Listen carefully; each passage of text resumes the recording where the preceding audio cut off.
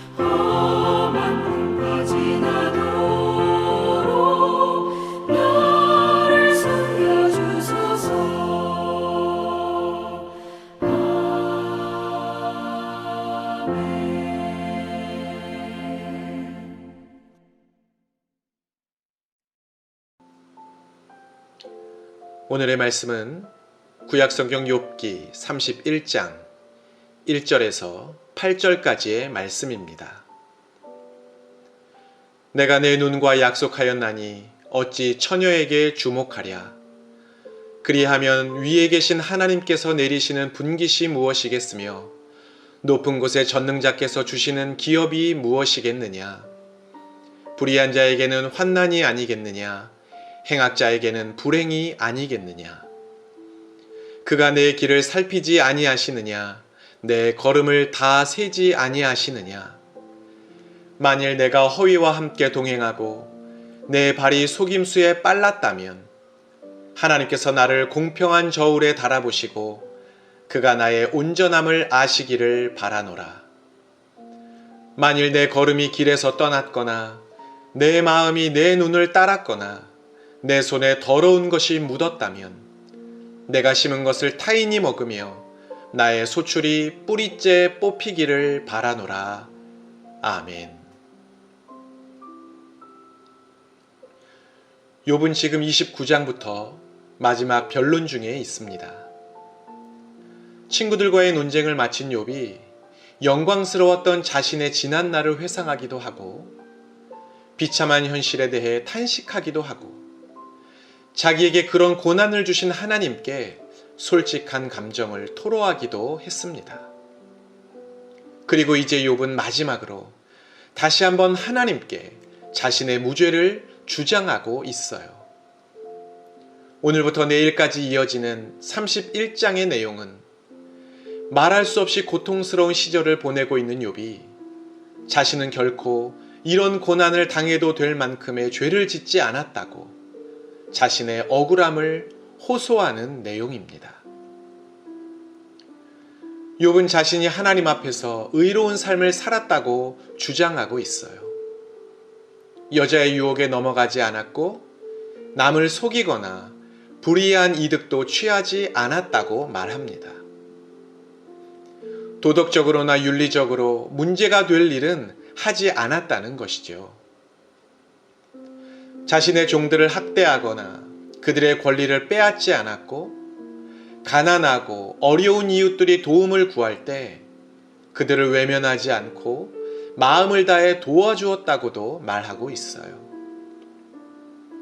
욥이 이렇게 불의한 일을 멀리하고 의로운 삶을 살았던 이유는 하나님께서 자신을 심판하실 것이라는 사실을 알고 있었기 때문이었습니다. 오늘 본문 2절과 3절 말씀입니다. 그리하면 위에 계신 하나님께서 내리시는 분깃이 무엇이겠으며 높은 곳에 전능자께서 주시는 기업이 무엇이겠느냐. 불의한 자에게는 환난이 아니겠느냐. 행악자에게는 불행이 아니겠느냐. 자신이 잘못을 저지르고 악한 행동을 하면 하나님께서 환난과 불행을 주실 거기 때문에 자신은 절대로 그렇게 살지 않았다는 것입니다. 그리고 정말 욥은 그렇게 의롭게 살았던 사람입니다. 지금 욥의 고난은 하나님의 특별한 이유와 목적 가운데 당하게 된 고난이지 욥의 죄로 인한 징계가 아니었어요.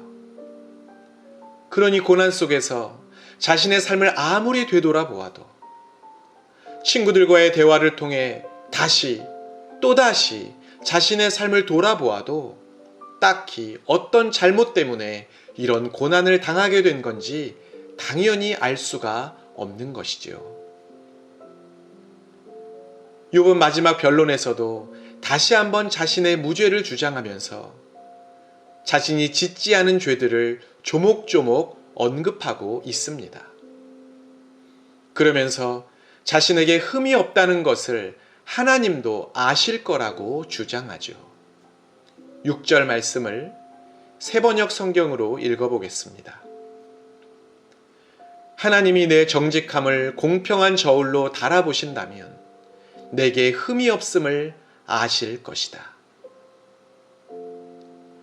친구들과의 치열했던 논쟁도 끝났고 자신의 무죄를 주장하는 것도 이제 마지막입니다.